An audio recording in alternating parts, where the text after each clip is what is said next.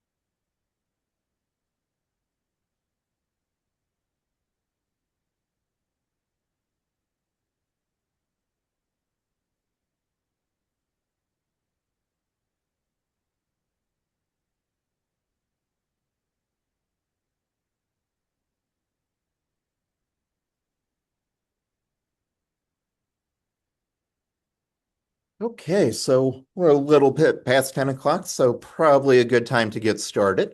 But my name is Zach Evans, and I am a strategy manager with our higher education innovation team here at Michigan College Access Network. And we're so excited to have you join us for this penultimate professional development in our series with Sallie Mae. We're so excited to be joined again by Jenny Chandler, who will be guiding us through some content today focused on how America pays for college. Before we get too deep into it, I just have a few points of order. First, and this is not on your screen, but if you do want to unmute, ask questions, engage in a conversation, please message me in the chat or to everyone, and I can unmute you, ask your question. Or if you're just running into a problem, please let me know. Happy to help in any way. For those of you that are interested in sketch credits, up to one sketch will be available from today's webinar. If you did not request a sketch credit when you registered but are attending live in this session, so not watching a recording, please email sketch at micollegeaccess.org with your name, the name of this webinar, which is How America Pays for College, and your PIC number. This is important if anyone is doing a shared screen, so maybe someone forgot to register and you thought, let's have them join. We want to make sure you get the credit, and we just need you to send that email. For those of you that are joining through a recording, welcome. Love that we have that as an asynchronous option. But similarly, up to one sketch credit is available for watching and participating in the recording. In order to get the sketch credit for participating through the recording, you will have to take a quiz, which will be about 10, or not about, will be 10 questions in order to receive that credit. If you are watching live, you do not need to take that quiz. The recording and the quiz will be available through June 11th of this year and will be posted to the Michigan College Access Network professional development page. Otherwise, didn't come here to listen to me talk about logistics all day. So we're going to pass it on to Jenny Chandler, and we're going to talk about how America pays for college. But thank you. And I will Thank you stop so much. sharing. I'm really excited to be here again. And if you were at my last presentation on how America completes and pays for college, these used to be really two separate different presentations, but now they've combined them. So it's going to be a little bit similar. But I just wanted to give that heads up, but I'm anxious to go ahead and get started. So I will share my screen. So it'll take me just one moment.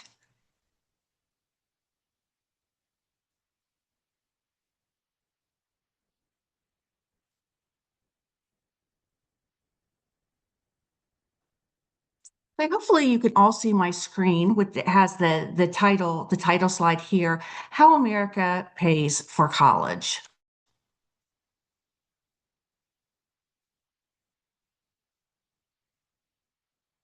For some reason, I am having trouble advancing my slides.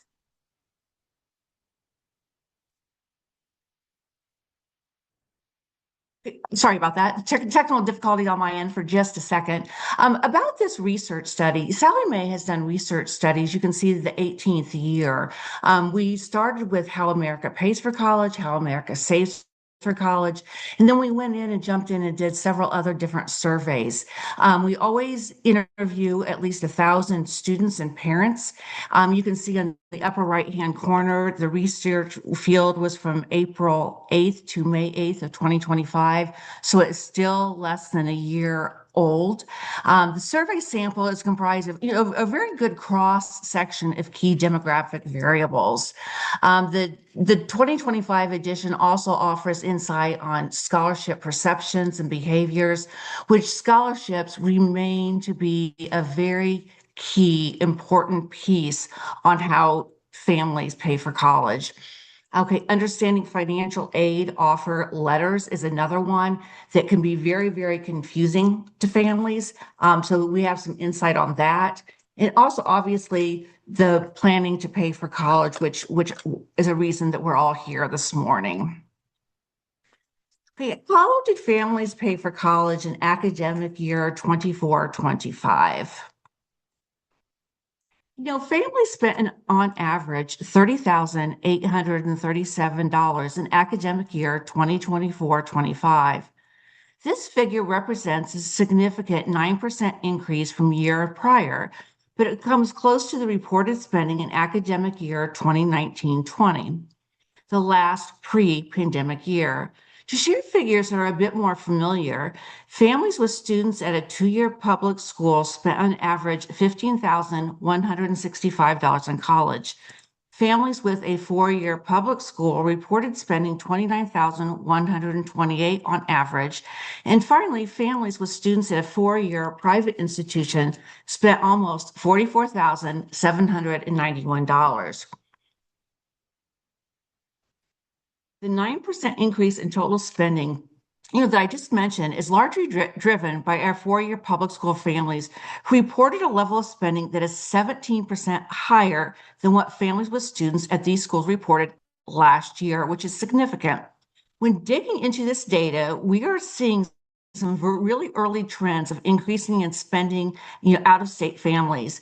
It's really difficult to validate this finding since the data available publicly lags about a year or two. With that being said, we'll keep going and keep an eye on this in further research.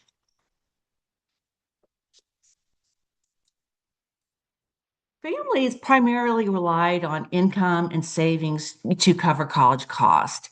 Parents and students covered about 48% of total college spending out of pocket. Scholarships and grants fund, they're funds that don't need to be repaid, were the next largest source, covering 27%, with scholarships at 16% and grants at 11%. Borrowed funds covered 23% of spending, split nearly evenly between student and parent borrowing at 12 and 11%. The remaining 2% of college costs were covered by family and friends. The funding source share, that is, what portion of the total cost of spending was covered by each funding source, is basically unchanged compared to last year, despite the increase in the total amount.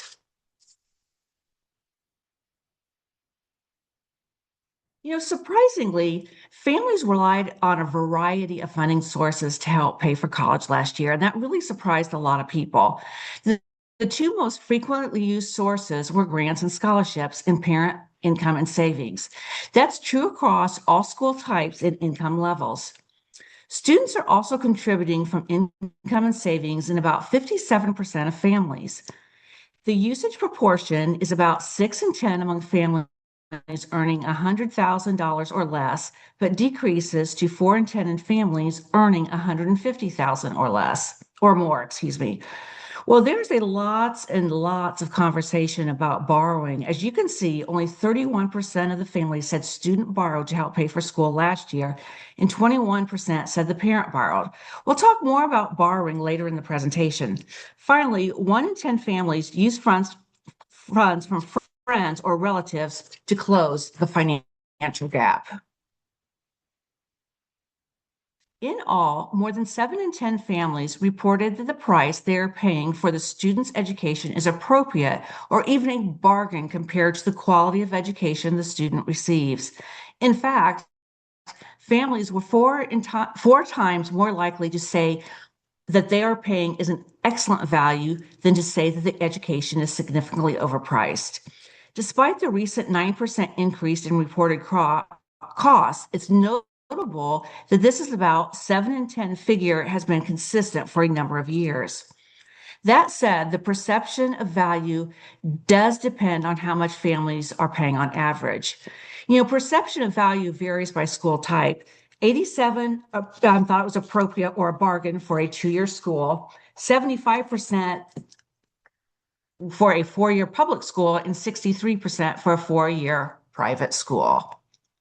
Okay, now I want to switch gears for a few moments and I want to talk about scholarships. I know we have, scholarships are so important that we have a whole separate presentation that we do on scholarships, but we definitely want to put it in here because this does make up a very important piece in how families pay for college. Last year, 60% of families relied on scholarships to help pay for college, receiving on average $8,004. As you'd expect, the percentage of families who relied on scholarships on the average amounts vary greatly by school type. Half of 2-year public school students used scholarships last year compared to 2/3 of 4-year private school students. Likewise, those at 2-year public schools reported average scholarship amounts of about $3,100 versus almost $14,000 for 4-year private schools. So, what percentage of college costs are covered by scholarships? Scholarships cover 10% of costs for families and students at 2-year public schools, 13% of costs for students at 4-year public schools, and 21% of costs for students at 4-year private schools. Scholarships definitely can make college happen. And as you can see, scholarships are a critical part of making this all work. And 75% of scholarship recipients agree. And more than that, 86% of college families believe scholarships are also a great source of pride, which they should be. So, how do families find out about scholarships? We learned that colleges play a huge role in creating awareness of scholarship opportunities, and that's not by a surprise, since most scholarships are indeed given out by schools. That said, high schools were a great source for information on scholarships for 40% of families. In a similar proportion, 37% they use online tools such as the Sallie Mae scholarship tool to find free money. On average, students who applied submitted 5 applications hoping to win. If scholarships are such an important source of funding, I often wonder why more people aren't using them. And I know these numbers could increase. We could get more students to apply for scholarships. Once in a while, I worked in higher ed for a long time and I worked in financial aid, and I would find a super user who would apply for, 50 scholarships, and she received, thousands and thousands of dollars each year while she was in school because she had to. This was the only way she could make it work. So the scholarships are indeed out there. Among the 40% of families who did not rely on scholarship dollars to help pay for college in academic year 2024-25, 70% didn't even apply. Overall, there are a few key reasons that families are skipping scholarship opportunities. Number one is lack of awareness. Just knowing where to go to find out about real scholarships is a hurdle for 34% of those families. Reason two and three have to do with thinking they wouldn't win or that it takes too much time to apply. These are the key barriers that stand in the way of more families taking advantage of scholarships. There's a lot of misconceptions out there, so I wanted to spend a couple of minutes talking about misconceptions. In addition to these reasons, there are also misconceptions that exist. For instance, 46% of families believe that scholarships are just for students with exceptional skills or abilities, like such as valedictorians and athletes. This is entirely untrue. There are scholarships for left-handed people, tall people, for people who are into animation, to people that are into SoFi, etc. Further, and this is about new data that we collected in the 2025 report, 36% of college families think that students can only apply for scholarships before their freshman year. Of course, we all know that students should apply for scholarships early and often. It's an activity to be underwritten throughout the college journey. And finally, 32% of families thought it's not worth applying for scholarships when parents make too much money. While some scholarships are need-based, many others don't consider the financial situation of a family at all. In all, I believe the point is that we all need to do more to create awareness of scholarship opportunities and tools that students can use to find scholarships that to make scholarships more likely to qualify for. Okay, now I do want to switch gears again, and I want to go and talk a little bit about the FAFSA because it plays such a huge role in the college process. The FAFSA is the free application for federal student aid, and it is the gateway to billions of dollars of financial aid for higher education. As all of you know, last year the FAFSA underwent a high makeover, which didn't go as smoothly as the Department of Education or really any of us had wished. With that, we saw a decrease in FAFSA submissions among college families. Last year, 71% of families submitted the FAFSA, down from 74 the prior year, but down significantly 12% points from a high of 83 in 2020 or 2017. And this year, we kind of rebounded this year, and it was a lot better this next year in October. If 71% of families submitted the FAFSA, that of course means that 29% did not. The main reason families skip the FAFSA has been consistent for many years, and that's thinking that they make too much money to qualify for any aid. That said, we do see families missing out on potential aid due to logistical issues, such as not having the required information or missing the deadline. We'll keep an eye on these logistical reasons for skipping the FAFSA, as the redesign is certainly going to continue to get easier. So is the new FAFSA actually better than the old one? Yes, it is. Nearly two-thirds of families who experienced both did say that the new FAFSA was easier to complete. 16% said they saw no difference, and 20% preferred the old FAFSA.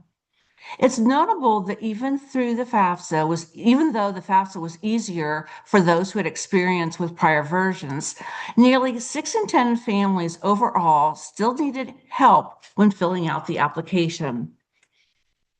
So the work around the FAFSA application, the financial aid process, and awareness building it's never done. It's a project that keeps on going. Just 1 in 5 college families are aware that the FAFSA opens in October. So, only 1 in 5 is not very many that realize that it's open in October. So we continue to do, and I know as Sallie Mae, as a company, we try to make awareness of the October 1 start date and definitely awareness of the FAFSA. Financial aid offers arrived late for about 1 in 5 families this season, which is a huge improvement from 47% who experienced this last year. It's important to note that the content and clarity of financial aid offers vary widely, which impacted some families' ability to truly understand what they are offered and making decisions confidently.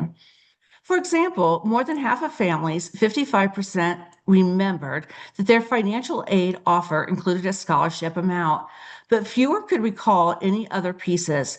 Notably, just 27% mentioned that families' out-of-pocket costs was indeed in the letter. There are additional points of confusion that exist as well. Namely, about 1 in 5 college families who received a financial aid offer for the last academic year didn't know that loans were actually included, and a similar proportion believed that those loans must be taken out. So that's something that families really need to understand, is to even take out a federal loan, even if they're not going to qualify for any other aid, they still have to have a FAFSA on file. But they also need to know that loans absolutely never have to be taken out.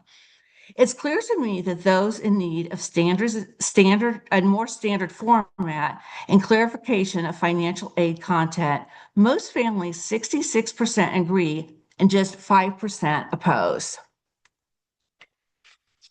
Hey, now I want to switch gears for just a moment, and I want to talk a little bit more about borrowing, because that remains another, major component of paying for school.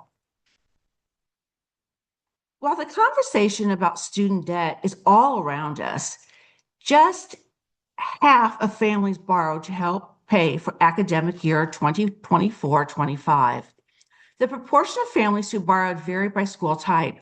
35% of two-year public families borrowed, 49% of four-year public schools borrowed, and 54% of four-year private school families borrowed. Well, we compare families who borrowed and those who did not pay for college. The thing that stands out most is that families borrow to offset lower contributions from parent income and savings and scholarships and grants. Borrowed funds paid for 40 cents out of every dollar of college costs for families who relied on student or parent loans. Federal student loans is most frequently utilized loan type. 27% of students borrowed these loans last year. 12% used private student loans, and about 11% used federal Parent Plus loans. About 1 in 10 families use parent or student credit cards. When we look at dollars spent, nearly half of all the borrowed dollars came from the federal program. So it's a very important part of families paying for college strategies. Again, a student must have a FAFSA on file and submitted to be able to get the federal student loans. We collected data from How America Pays for College 2025 in April and May, like I mentioned at the beginning of the presentation, before the legislation was signed in July. With that said, we did ask families how they felt about the role of federal education loans. What we learned is that families valued access to federal loans, but they were increasingly aware of the role of rising costs and want clearer boundaries in borrowing. 76% support the availability of federal loans for parents to help them pay for their child's education. 67% support limits on how much federal debt students can take on. 59% believe the availability of federal loans has driven up college costs. Okay, now I want to switch gears and talk for a few minutes about planning. In the last 18 years, we have found through these research studies that planning plays such a key role in going to college at all. It all plays a role in how much people end up and spend for college. If they plan more, they're going to pay less. So again, we can never ignore the component of planning for college. Because there are lots and lots of moving pieces when it comes to paying for college. Our research suggests that families who plan have an advantage. The great news is that planning continues to be at an all-time high. 59% of college families said they created a plan for how to pay for all years of school before the student enrolled. Planning pays off in a number of ways, but most notable is that it enables families to make financing decisions more confidently. 93% of families who planned felt confident about paying for college decision, while fewer, 66% of non-planners felt the same way. And like I mentioned, we through statistics and through our surveys found that non-planners are going to pay more for school. There are many steps that planning families take to create their plan. That said, not enough family conversations are taking place to help bring the parents and the student on the same page, even among families who plan. For instance, only 46% of families discuss what all years of college will cost.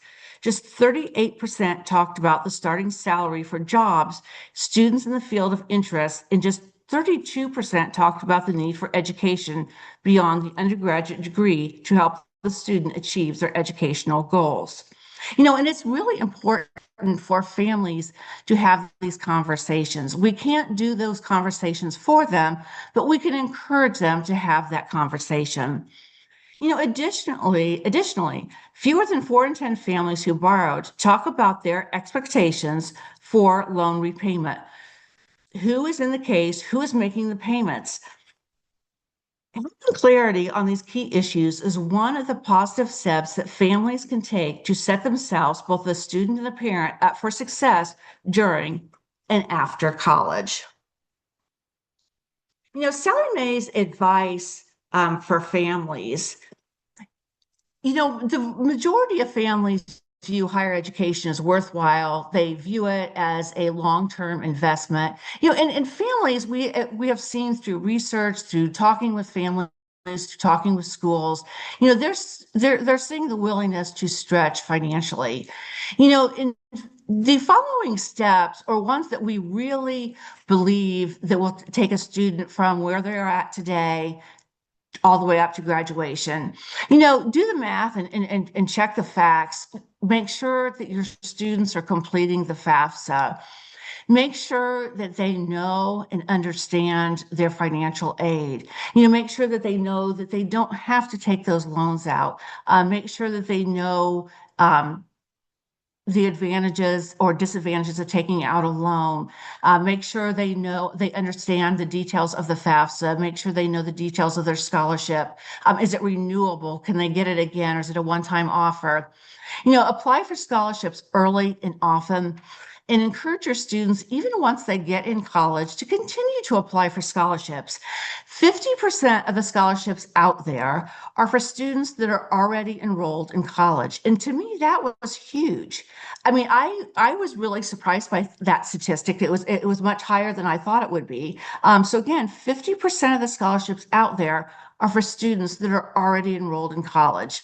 And finally, use your resources. There are so many free resources out there. I know My Student Aid, MCAN have lots of resources. Schools have lots of resources. You're going to find companies like Sallie Mae. We have lots of free resources that students can use. Okay, additional materials as we're coming up to the end here. If I'll leave this QR code up here for just a moment so you can scan that and you can download our surveys. We have great what we call infographics that are just a one-page summary that a lot of schools utilize those and hand those out at college days or college nights. And then we also have where you can download the full study, which is very interesting. We have a lot of people that do that and study and have done it year after year. You can also at the bottom, you can see salliemae.com/ how America pays. Okay, with that, I will go ahead and turn it back over and open it up for any questions that anybody might have.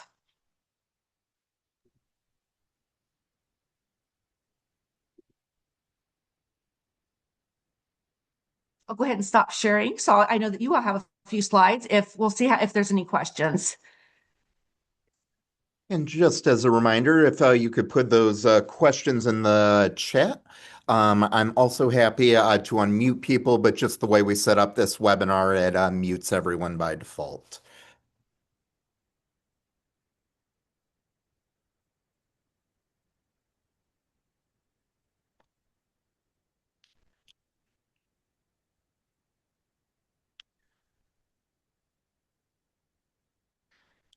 And as folks are thinking about those questions, for anyone that was a little late on attendance, I'll cover just and repeat a few logistics at the end to make sure that you receive your sketch credits. But from Randy asked, are you aware of anything particular for students who are planning to pursue low-paying careers such as clergy?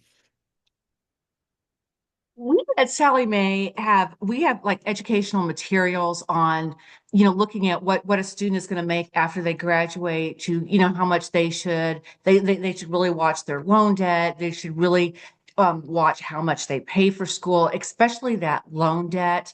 Because we aware there are a lot of careers out there that you need a college degree. Sometimes you need an advanced degree for beyond your bachelor's degree, and they're not going to pay much. So there are resources just to really help them, limit the borrowing and limit how much they're going to pay for school. I'll also give a big plug for institutional aid, as often there's donor-supported scholarship funds that are linked to lower-paying programs that have a lot of support from the alumni base. When I was working in institutional financial aid, that was always a strong pathway to explore, particularly for more of those passion-based careers, or trying to see if certain requirements could be done through like state aid programs like Community College Guarantee or Michigan Reconnect to see if they could stack some of those credentials and financial aid threads together. I would do too, and I hope I didn't cut you off, Zach. Oh, I would do like a scholarship search engine. And you don't have to use Sallie Mae's, but use anyone that works for you. And what you can do is you can put in what you want your career to be, what you are going to major in, and then that will also populate scholarships that you might be eligible for too. So scholarships remain a very important key piece.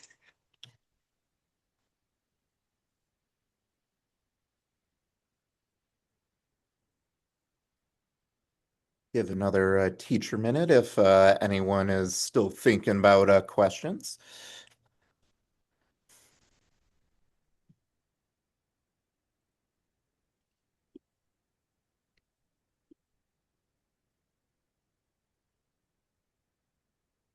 But in the interest of time, and please still feel free to add any other questions. We're happy to stick around for a few minutes afterwards.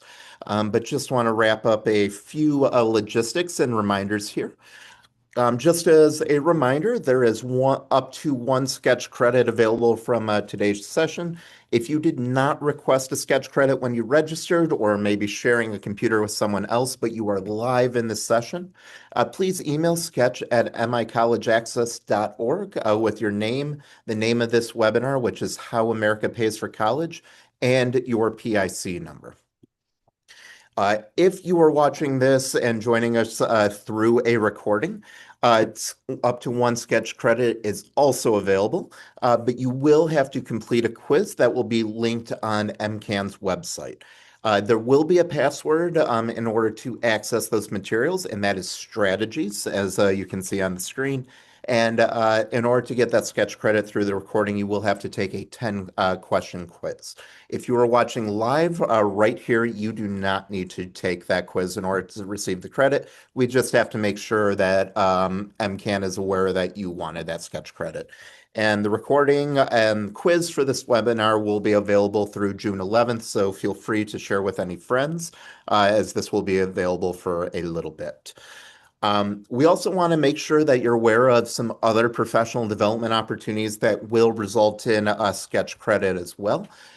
We have telling your story, leveraging data to learn for post-secondary success, beyond the basics, Zello success stories. Then on March 11th, we will conclude our series with Sallie Mae. It's hard to believe we're already here, but on March 11th, we'll talk about how America succeeds after college. And then finally, on May 6th, we have a reflection, summer updates, and scaling success professional development as well. If you ever have any ideas, suggestions, or areas that you would like MCAN to explore for professional development and future sketch credit, please, please, please reach out to us. We have a lot of different opportunities for you to engage in outside of these listed webinars, but we're always looking to hear directly from the field as well of how we can best serve and help you. Also, if you are interested in continuing to receive these types of opportunities, please sign up for our bi-weekly network updates, also known as our email newsletter, and you can follow that link. It is plastered all over the AmCan page. In addition to professional development opportunities, you'll learn about things like legislative updates, changes in federal and state policy, really anything that is affecting the K through 20 pipeline on here, and even beyond, as we definitely love our grad school friends as well. There. But if you run into any problems, definitely let us know and we'll be there to help. But otherwise, thank you so much for joining us. Hope everyone is doing well and surviving a winter. And we hope to see you again at a future event. But otherwise, we'll stop recording and happy to stick around if there's any questions. But otherwise, take care and good luck.